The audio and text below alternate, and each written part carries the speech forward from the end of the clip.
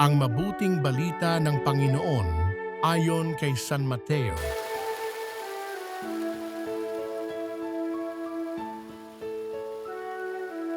Noong panahong iyon, matapos pakainin ang mga tao, agad pinakasakay ni Jesus sa bangka ang kanyang mga alagad at pinauna sa kabilang ibayo samantalang pinauuwi niya ang mga tao.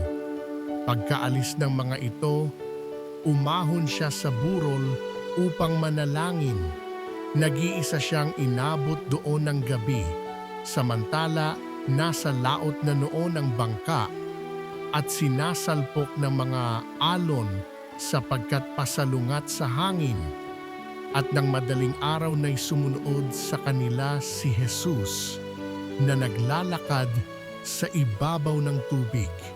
Kinilabutan sa takot ang mga alagad nang makita nilang may lumalakad sa ibabaw ng tubig.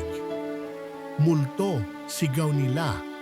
Ngunit agad siyang nagsalita at sinabi sa kanila, "Huwag kayong matakot. Si Jesus ito."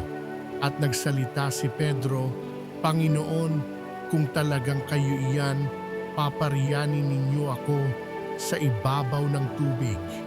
Sumagot siya, "Halika." Kaya't lumunsad si Pedro sa bangka at lumakad sa ibabaw ng tubig palapit kay Jesus. Ngunit nang mapansin niya ang hangin, siya'y natakot at nagsimulang lumubog.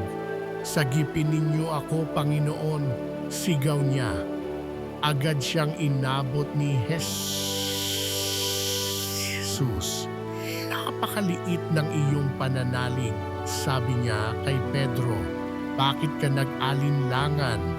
Pagkasakay nila sa bangka, tumigil ang hangin at sinamba siya ng mga nasa bangka.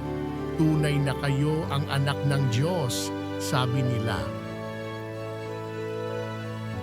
Ang mabuting balita ng Panginoon